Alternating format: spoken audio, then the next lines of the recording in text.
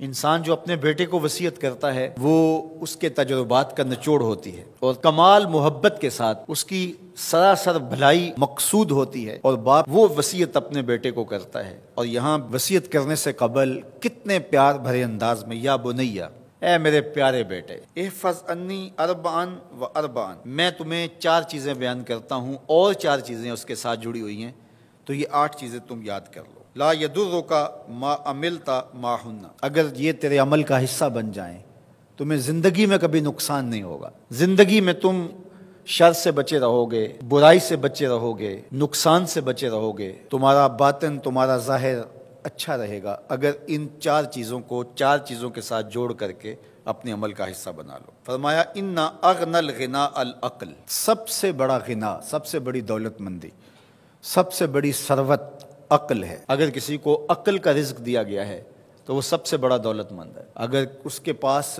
مال و متاع بہت سارے ہیں لیکن بے وقوف ہے تو وہ دولت مندی نہیں ہے۔ وَأَكْبَرُ الْفَقْرِ الْحُمْقُ، اور سب سے بڑا فقر اور سب سے بڑی محتاجی جہالت ہے۔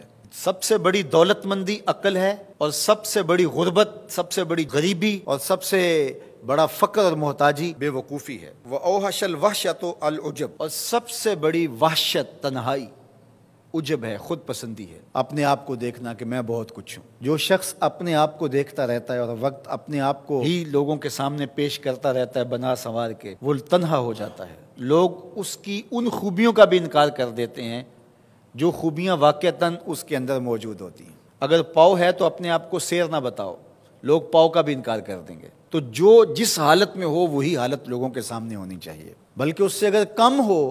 شیخ سعدی نے ایک بڑی خوبصورت بات لکھی کہ تم برے ہو لوگ تجھے نیک سمجھیں یہ بری بات ہے، لیکن تم نیک ہو اور لوگ تجھے برا سمجھیں تو کوئی فرق نہیں پڑتا، تم اللہ کی نظر میں نیک ہو۔ اس لیے تم اگر سیر ہو اور لوگ تمہیں پاؤ سمجھے تو کوئی فرق نہیں پڑتا، لیکن اگر تم اپنے آپ کو پیش کر رہے ہو تو لوگ تمہاری اس حیثیت کا بھی انکار کر دیں گے جو تمہیں حاصل ہے۔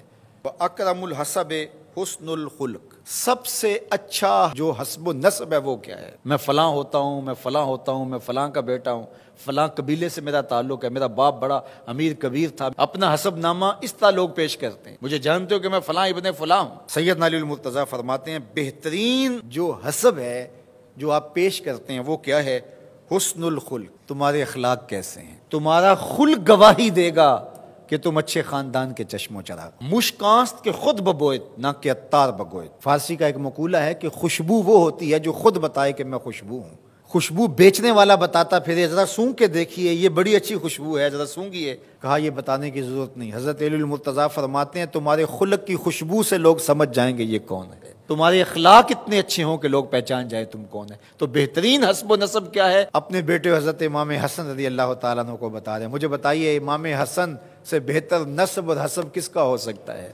رسول اللہ کی بیٹی کے بیٹے ہیں، امام الاولیاء کے فرزند ہیں، رسول اللہ کے نواسے ہیں، بنو ہاشم کے چشم و چراغ ہیں۔ تو انہیں یہ نہیں کہا کہ تم یہ بتاتے پھرنا، بلکہ کہا کہ تمہارا خلق گواہی دے کہ میں محمد کا نواسا ہوں، تمہارے اخلاق گواہی دے کہ میں نے فاطمہ کا دودھ پیا ہے، تمہارا کردار گواہی دے، تمہاری شجاعت گواہی دے کہ تم علی کے فرزند ارجمند ہو۔ اللہ اکبر۔ پھر حضرت علی المرتضیٰ رضی اللہ تعالیٰ عنہ ان چیزوں کو بیان کرنے کے بعد فرماتے ہیں یا بنیا، اے میرے بیٹے، ایاک والمصادقہ الاحمق، بے وقوف شخص کی دوستی سے ہمیشہ بچنا۔ فإنہ یرید ان ینفعک فیضرک، وہ دل سے چاہے کہ تمہیں نفع پہنچائے لیکن اپنی جہالت کی وجہ سے، اپنی بے وقوفی کی وجہ سے تمہیں نفع نہیں پہنچا سکے گا، تمہیں نقصان پہنچا دے گا۔ کہا جاتا ہے کہ بے وقوف دوست سے دانا دشمن اچھا ہے، تو وہ اسی قول کا مفہوم ہے۔